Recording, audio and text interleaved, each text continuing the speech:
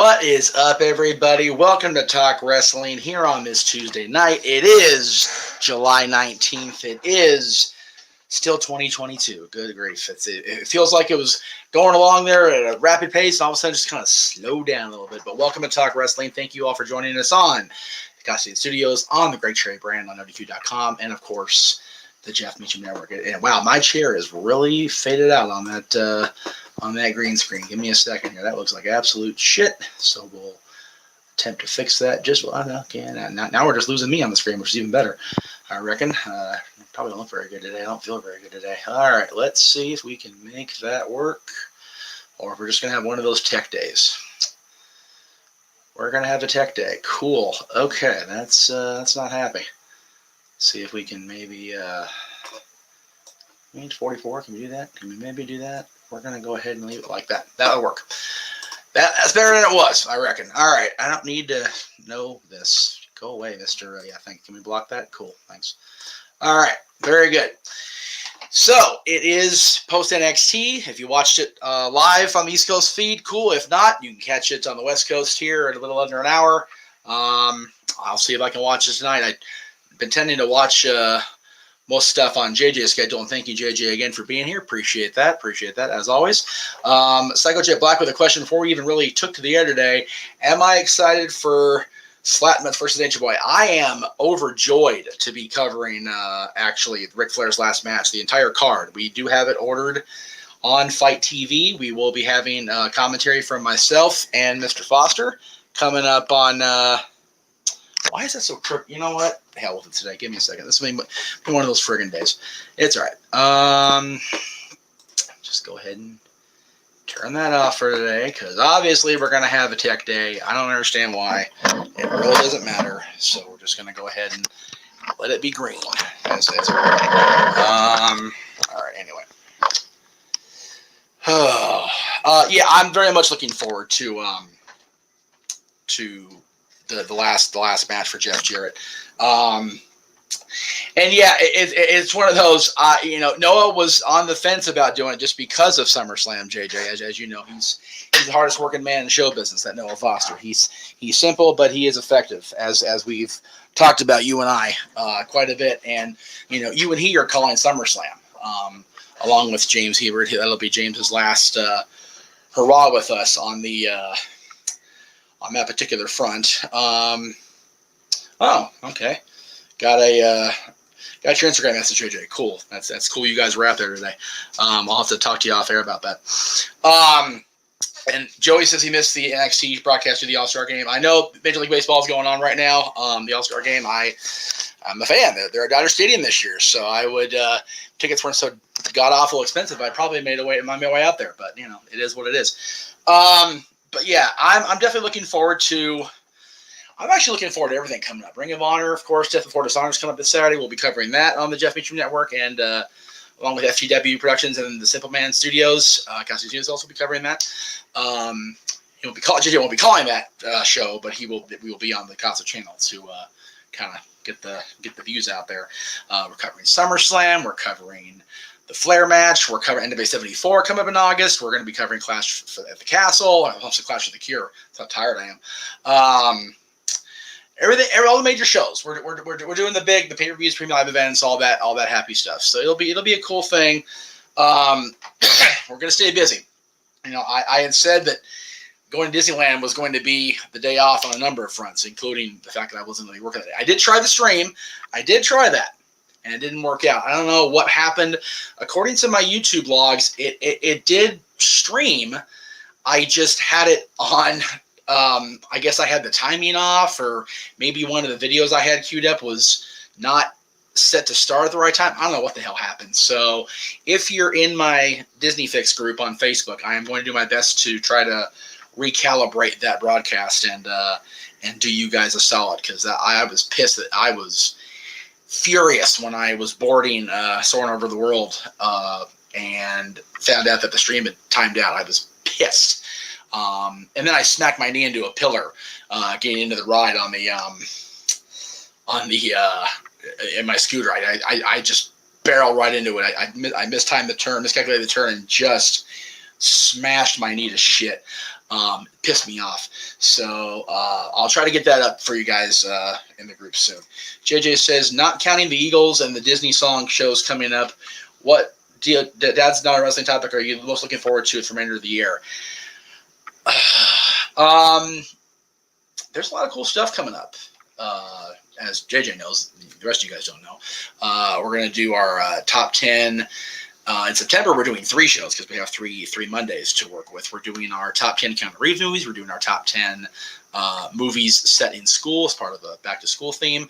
And we're doing our top 10 X Division champions of all time, which, how do you not count somebody like Jay Lethal in that, who's going to be part of Flair's last match coming up on the 31st. August, we've got, this top 10 SummerSlam title matches. You mentioned the Eagles show, Jay. October, we're talking top 10 horror sequels. Things like Bride of Frankenstein, all the franchises and everything. Just a lot of really cool stuff coming up. But honestly, I'm very much looking forward to next week. We've got 2 shows next week. And I'll have the graphics loaded here at the plugs at the end. So we'll go ahead and take care of that. But talking about arguably the greatest in-ring performer in WWE history, and Shawn Michaels and his greatest matches, along with Stat Boy. You and I are going to be doing that, JJ, so that'll be exciting. And then, Horsemen. Covering the Horsemen, talking about the definitive ranking of the 4 Horsemen membership, the 10 that we have as far as the actual group listing. Narrowing that down, having you narrow that down, and me being able not even to have a second thought of co-signing, going, boom, that was the list. You have a Horseman. See, okay, I have a problem with that, and I only have a problem with it because I ordered one from Arn, from the Starcast folks, and I was told it wouldn't get here until after Starcast, which kind of defeated the purpose. I'm still gonna order. I'm still gonna be happy I have it, along with my official Big Gold Belt shirt. But I am seriously considering going to my custom graphics guy. Be like, dude, what would it take? Because I really want a Horseman shirt, and since I already have the one on order, I need to talk to you because I don't remember which one you have. You and I can talk off air about that, Jay. But whatever one you don't have from that era, I'm gonna get the other one. That way, we each have a Horseman shirt because I can have a Horseman shirt, and I have my Flair shirt, but I'm gonna wear that on Sunday the 31st. So I don't want to be doubling up, right? Seems kind of silly, but anyway. So yeah, the ones I'm looking forward to the most are definitely next week's, and that's mainly because they're the 2 next ones. And I always, the running joke is, what's your favorite champion? What's your favorite, the next one? I always look forward to what we have in the future. We have to, we got a lot of cool stuff coming up. So I'm definitely looking forward to what are we doing here, Ric Flair. Okay, cool. Okay, that's good because I was torn between the one that I got, which is the classic, with the 4 horses and the kind of like the diamond type shape, and the other one I didn't order. There's actually a lot of great Horseman shirts. They've got the one from the 90s, the mid 90s that has like the big Roman numeral 4. I personally like the one they had in 98, 99, the Tradition of Excellence with the horses riding in a silhouette. So we'll see what I end up getting. We'll see how it goes. Hopefully I can get it in time because we have a week to go. So we'll see. Psycho J Black with a couple of questions. I was going to get to them, but then I got distracted. What is going on with the women's tag titles in NXT? Again, I didn't watch NXT tonight, but we did talk about this, I think, on Open Mic Night. JJ will confirm that for me here in the chat room. I don't know. They have Cora and Roxy win the tag titles, and then Cora turns on her last week. So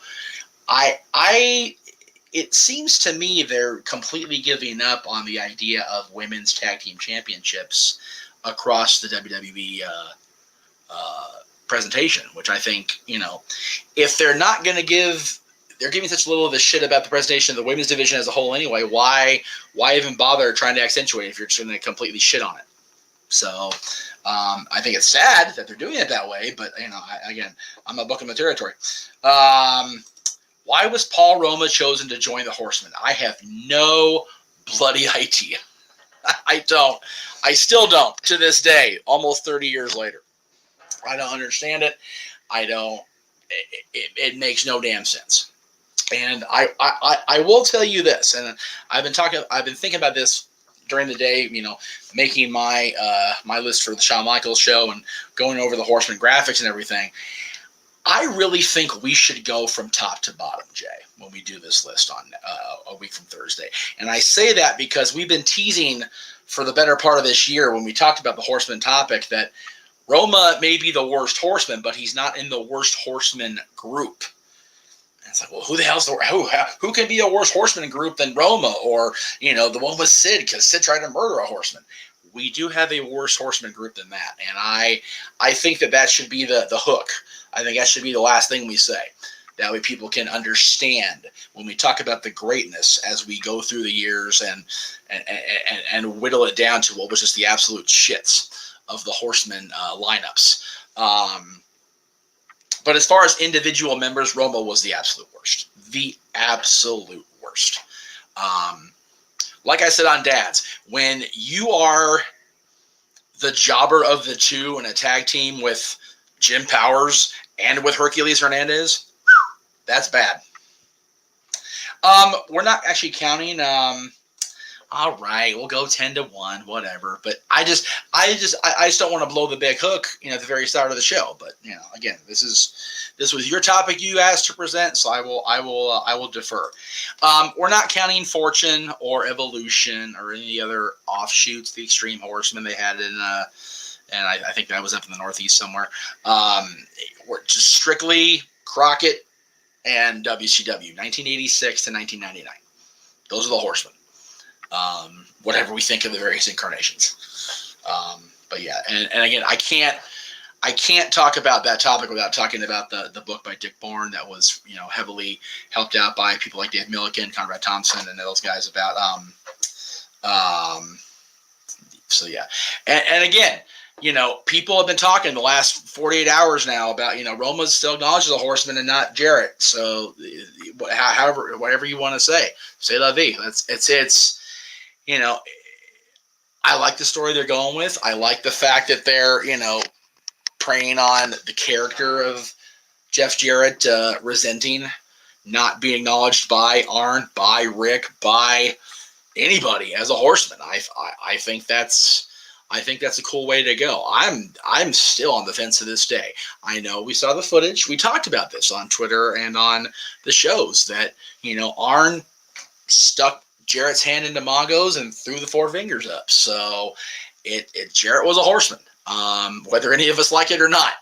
And I don't, by the way. I think the entirety of 1997 was such a cluster for the Horsemen that I mean, you had Jarrett involved in that crap. You had Benoit hurt for a lot of that. Flair was out until midway through the year. Henning came in and completely ramshackled everybody.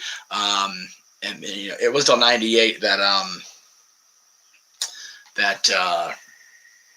the Horsemen really got, and then of course they were undermined again by WCW booking. That's how it was.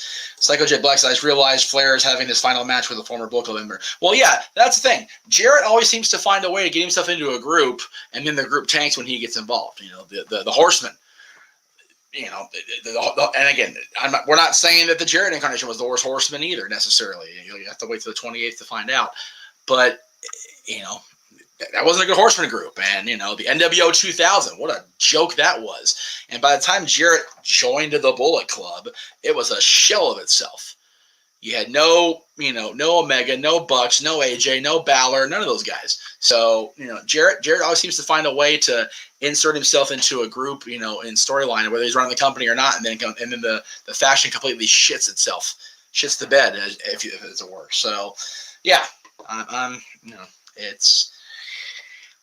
I like Double J as Double J, whether it's, the greatest singer, greatest entertainer, that stuff, or whether it's, the Slapnuts guy. He is so Jarrett, and again, depending on what DVD you watch, never drew a dime, that better critter bullshit.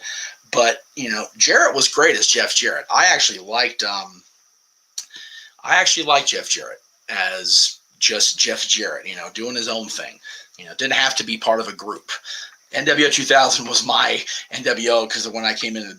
Yeah, Jay, by the time you actually really started watching on the regular, yeah, the Wolfpack Elite, I've talked about that ad nauseum too. The Wolfpack Elite was just falling apart. In the '98, there were two separate groups, and it was NWO was shit. And I still say, the Wolfpack Elite would have been great if they hadn't got hurt. And I also co-sign on NWO 2000 would have been fine had Brett not gotten hurt, had Jarrett not suffered the concussion again in the match of the Legends that week going into Soul Bout. So, doomed from the start. Why did Mike Graham hate you? I don't know. I don't. Mike Graham came off very, very poorly on at least that DVD, the Rise and Fall WCW. He talked about, he told Bischoff he should book Hogan. No. Hulk Hogan hated Mike Graham. Mike Graham, tried to derail Terry Bollea's entry into the business and then got him hooked up with Matt Suda, and then Matt Suda broke his leg and tried to shoo him away at Mike Graham's direction. Right? And then, Terry came back and became Hulk Hogan anyway. I don't know what Mike Graham's issue was. I know there was definitely some issues mentally because he took his life like his father took his life, and that's a shitty. That's tragic that is the way things ended up for him. But he came off very, very bitter. At least every time I saw him do an interview. Why he hated Jeff Jarrett, I don't know. I think that was honestly the spin of that DVD. Anybody that was working for TNA or had, completely, done WWE dirty. I mean, Jarrett, walked out and he held the company up for money more than once. So, Jarrett was a bad dude. So, if you're going to be on WWE, you gotta shit on Jarrett. It's like, I thought that was disrespectful as hell, to be perfectly honest with you.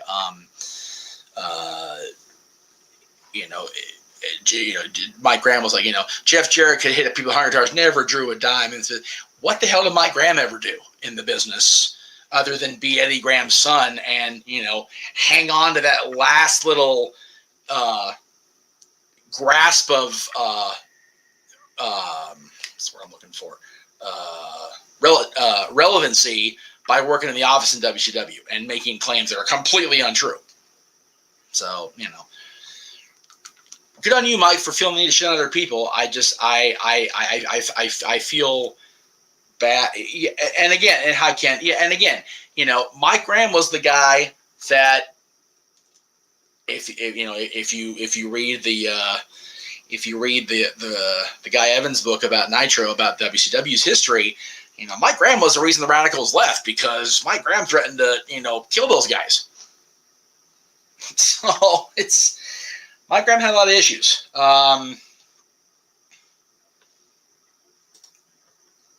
Yeah, exactly. And again, there was a lot to unpack on that the Flair's Last Match documentary that dropped yesterday for the ad-free shows, folks. If you watch it on Fight, I think tomorrow.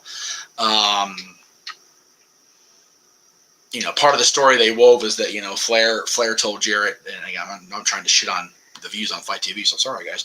But, and it's out there now, right? So, Flair, told Jarrett, I never liked you or your old man. And it's Jerry Jarrett had a lot of shit. Jerry Jarrett had Jerry and Jeff had a lot of shit between each other. But Jerry's going to be at StarCast, so is Jeff. So, it's all about people and their ability to get past the bullshit of wrestling. And it's hard. I have plenty of people I know that still don't, haven't got past the bullshit of the industry. And that's just the reality of the situation. Yeah, Benoit was a horseman. Again, I found out exactly how World the Small is. Wow, I'm pulling up his picture, fresh paint of coat. I believe Eddie Guerrero did shit on Mike Graham in his book. Do I still have Eddie's book over there? I have to look. I don't have. Yeah, I do. I'll have to read Eddie's book again when I get an opportunity. It's been a while since I've read a lot of the books I have, or even new ones for that matter. But again, Mike Graham was not exactly the most beloved individual as an office worker. You know, I never saw him wrestle. I couldn't. I couldn't. I don't think I could care less about that part of his career. But the fact of the matter is, he purposely tried to derail Terry Bollea's entry into the business, and then once he was in, you know, oh well, yeah, I'm the one that started him. No, you didn't. No, you didn't, Mike. You didn't. And again, you know, it's you know, bitterness and jealousy are a mucker futher, and you know, I feel bad that he came off like that. How often is WWE right history? I don't have enough time in this time slot to go over that answer, Joey. That's often, very, very often. And again, you know what? The history of war is written by the victors, right? So when we talk about the rise and fall of WCW, WWE can write that story because they won the war.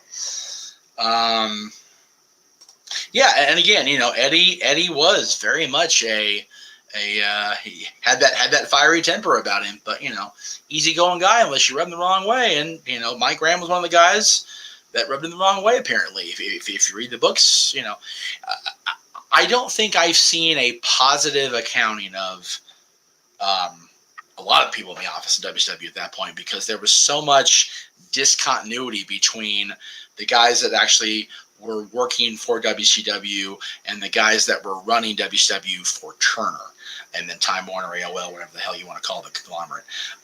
It's just a mess. It really is. And I think it's funny to me that here we are, you know, over 21 years now since the demise of WCW, and you know, people still talk about stuff like that. Kurt Angle upset Eddie, and Kurt and Eddie were decent buddies. Correct me if I'm wrong. I believe they were friends. You know, again, it's, you know, Eddie's old school. Eddie's old school, and didn't like a lot of the stuff that was going on back then. Any rivalry show did change what led Brett to leave after a bunch. I'll have to rewatch that because I was pretty sure that stayed true to the story we've been told for 25 years. So I'll have to, or you can, you know, if you want to throw in there, you can. That's fine. Wrestling feels like 6 degrees of Kevin Bacon when everyone has met each other. Yeah, wrestling very much is 6 degrees separation. There is no way around that. And I find that out more and more every time I have a guest come back or I meet somebody new, and oh, you know, this guy, it's you know, we all know each other. It's one big giant freaking familial tree of hell.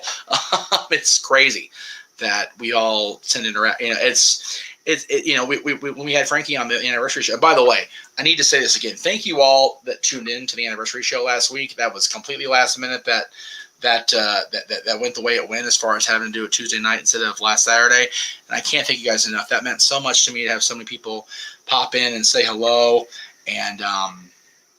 And Frankie especially coming on there and having an extra hour with just Aaron and I and Frankie was really cool. But, you know, trying to talk about Frankie, trying to talk, you know, with Frankie about the Angels. And the reality of it is that, you know, he and Joey Ryan, I don't know if they still are, but they were very good friends for a very long time. And, you know, a lot of that was bonding over their fandom of the Angels. So it was just, and Aaron and I talked about it after Frankie and I hung up. We hung up with Frankie. It's the trouble is we all know each other, but it's a great thing. It's a great thing we all know each other, right? It sucks. Ben, again, good to see you here in the room. Appreciate that, brother. I appreciate what we're going to do Saturday as far as Ring of Honor, so we'll talk more about that. Mike, we did talk about this earlier. I'm loving it. I love the whole card for the 31st. I'm looking forward to covering it with Noah on play-by-play. I'm very, very grateful to have that opportunity. Muhammad, we talked about this at length on Open Mic Night this past Saturday night on the Jeff Meacham Network, on the Cascade Studios, on Noah's channel, James Hebert's channel. So go check that out. It's in the archives, dated July 16th. It was actually the actual anniversary of Talk Wrestling. We did Open Mic Night. So check that out. Full answer for you there. Full debate and discussion on it, actually. about the whole Chris Benoit and Jordan Gray situation. How would I handle the situation? I wouldn't have opened my damn mouth about it in the first place 15 years later. So there you go. Did I hear the story about Eddie trying to take down Kurt Angle? I'm sure I've heard it over the years, but it's kind of one of those things. JJ, it's an honor to have you and CC on. I'm definitely looking forward to seeing you guys again next weekend. It'll be cool. It'll be cool. All right. That was how the half hour went super quick. That was awesome. By the way, I did.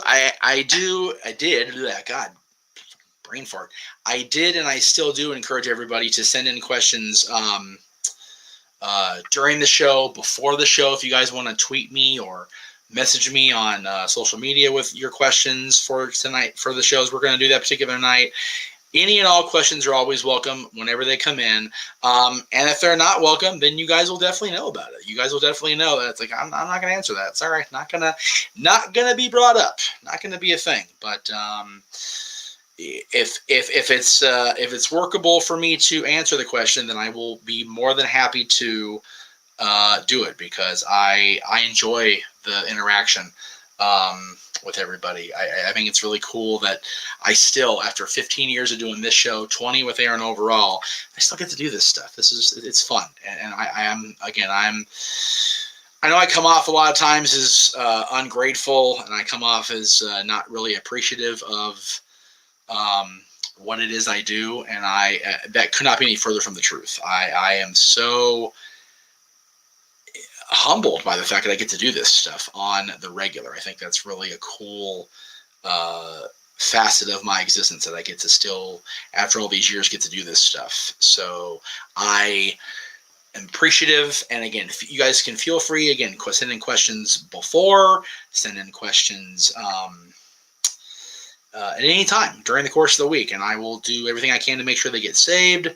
Make sure I can do everything I can to make sure they get addressed, because I do feel that you guys deserve that recognition, as all the support you guys give me over the years. Thanks, Jeff. To watch Raw Talk on Peacock, how can I watch it? Is it free trial? Okay, so I don't know exactly what is on the free version of Peacock, because I don't have the free version. I pay the $9.99 because I wanted to keep my WWE coverage intact the way it was. So I don't know what all is included in the there goes my headset. Give me a second, guys. In the free version of Peacock. So I don't answer for you, Mohammed. I'm sorry, I don't. Again, you guys saw the trailers before we went on the air here. JJ, of course, August being birthday month, you can catch his favorite movies part 2 being reviewed this year all throughout August, so check that out. He also did a review yesterday of a movie I hadn't watched all the way through until I found he was going to do that, so go check that out. That was up yesterday. Disney's Mulan. Tomorrow he's covering the movie I will watch tomorrow before I watch his review, because I still haven't seen it. Pocahontas 2, Journey to the New World. That'll be coming up at 3 p.m. Pacific tomorrow. And then Friday, Friday he's doing Disney's Tarzan, and then Saturday he's doing Thor: Love and Thunder, which is his new release for the week. So check that out.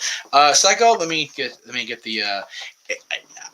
I think they call these newsboy hats. I don't remember the exact name of it, but let me go ahead and. Oh, there's the bald head. It's I think they classify them as newsboy hats. I don't know. It's not a beret. It's definitely not a beret unless you turn around and wear it Shawn Michaels style. Then it's kind of a beret. But no, this is what they call a newsboy hat, I believe is what it is. And I know I look really stupid with the beard on. I usually try to shave before I wear this hat because don't think I look like an idiot or a neck beard or whatever the hell they call it. So yeah, definitely don't try not to do that. Joey says, I love Mulan, one of my favorite Disney. Yeah, I did not watch Mulan for the longest time. The subject matter didn't really interest me.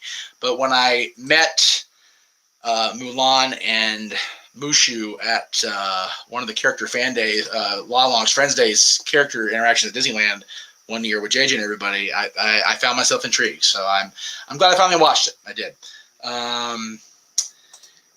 Suitcase, that's right. That's it. I actually did not get to see that, but I did. You know what? Thank you for reminding me, Jay, because I forgot I wanted to do that, because I just did. I wanted to do that. I can't do the video because I'll get pinged for it because YouTube sucks. I don't want to get Aaron mad at me for causing that drama, but let me go ahead and get these pictures up. We'll do that one, and then that one, and then that one, and then that one. Boop. Okay. Anyway, I heard Mulan 2 is one of the worst straight-to-DVD movies ever. That'd be a JJ question, but I'm sure it's not all that good. Wouldn't surprise me a bit. So that was JJ stuff. Of course, tomorrow we're also on Wednesdays. We have the where the hell? Oh, it's not even in here. Super. The Greg Cherry Show, of course, every Wednesday on my channel and Greg's channel. Don't forget to watch that. Thursday, however, will be the first ever tag team episode of Jack of All Trades. Exclusively on the Greg Cherry brand. We will have 4 teams. He has the graphic up of the 4 teams, so check out his Twitter feed over at Greg Cherry brand for all the information there. Aaron, of course, has everything going on ODQ right now with coverage of Raw and SmackDown and Dynamite and Rampage if it's not taped, and the pay-per-view recaps and ODQ review Thursday nights. All the breaking news, all the happy stuff on ODQ.com, so make sure you check those guys out. If you're watching ODQ, we appreciate that. Actually, there's more people watching my channel. We got somebody that raised a channel this week. I'm proud of that. That's pretty freaking cool. Let's see. Mulan live action 2020 is worse than Mulan. Whoa, we're getting hot and heavy with the Mulan discussion. Where do I think Sasha Mercedes will end up? Good question. Hard to say. We talked about that Saturday night as well, Monday night. If she's not happy in wrestling, or at least at WWE, she should take the money for acting and performing in Hollywood and run. Richard says, the only movie people can ask, the only Disney cartoon I've ever seen is Beauty and the Beast. Hey, not a bad one to have on the resume. Beauty and the Beast is one of the greatest ones they ever did. I absolutely love Beauty and the Beast. I always have. Let's see. I was doing plugs. Oh, well, there you go. Okay. So Saturday night, of course, this Saturday, the 23rd, the return of Ring of Honor, Death Before Dishonor. That's at 8 Eastern. Our coverage begins at 6:30 p.m. Eastern, 3:30 Pacific with preview and predictions. And then that'll be myself, Noah Foster, and James Hebert.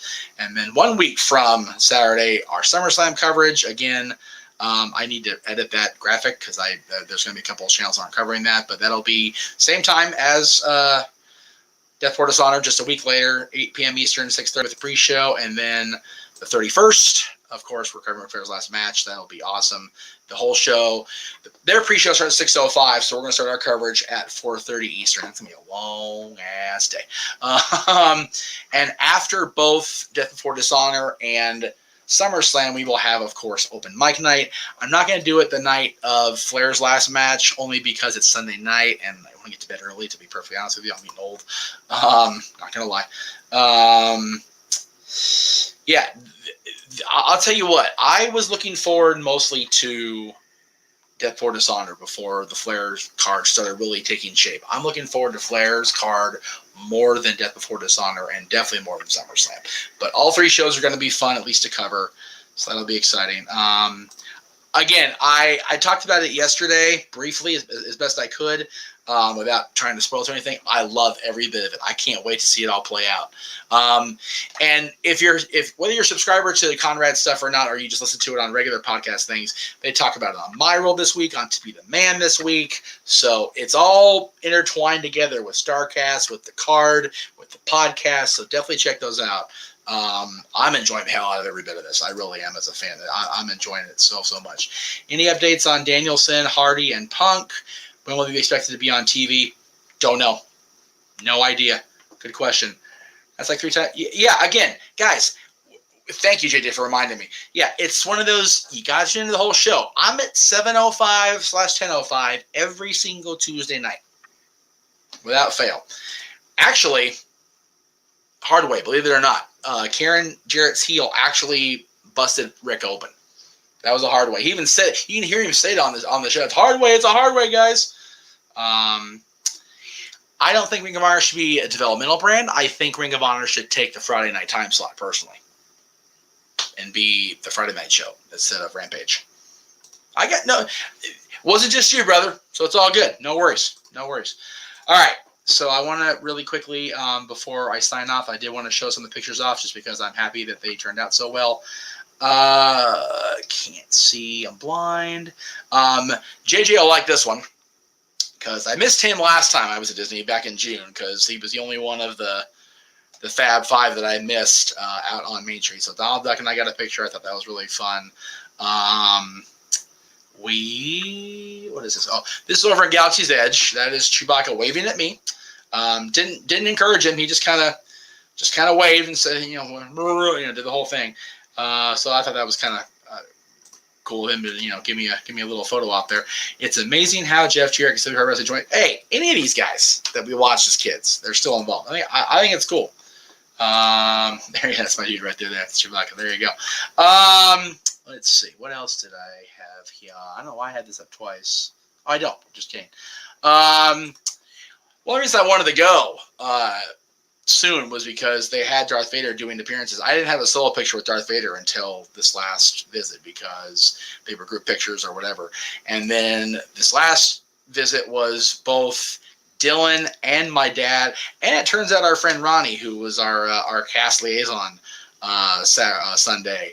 It was my dad and Dylan's first time on the ride, Rise Resistance ride, both Millennium Falcon and Rise Resistance. This is on Millennium Falcon, but it was first time our buddy Ronnie was in the pilot seat. So there's our picture from that.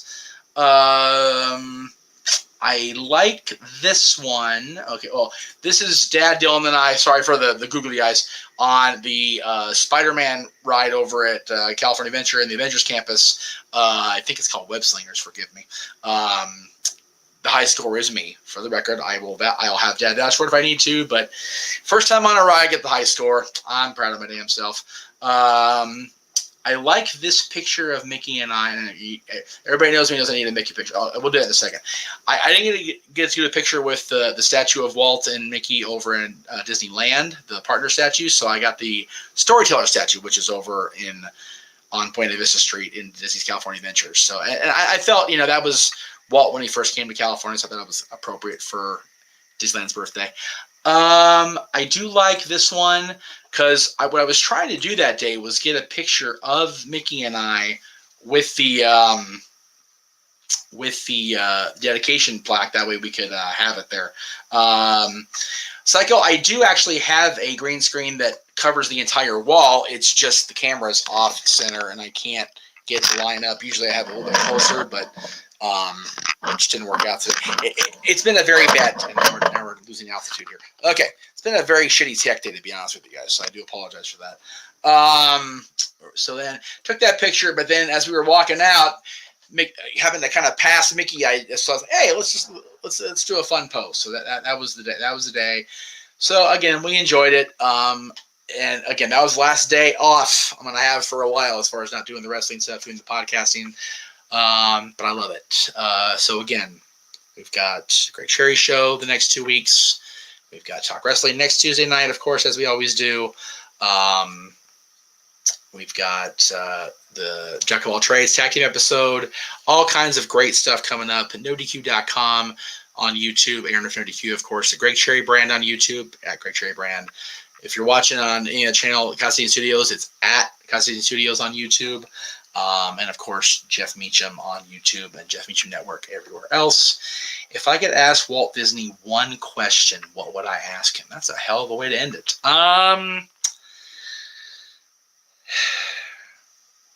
Damn. I wasn't prepared for that, to be honest with you. I haven't really thought about that. I would probably ask him what he would have done if the craziness of opening day would have been a reflection of the entire success or lack thereof of the theme of Disneyland. Like how would he have moved forward if Disneyland had not been the success that it became? I would ask him what was Plan B. That's what I would ask him. So there you go. All right, kids.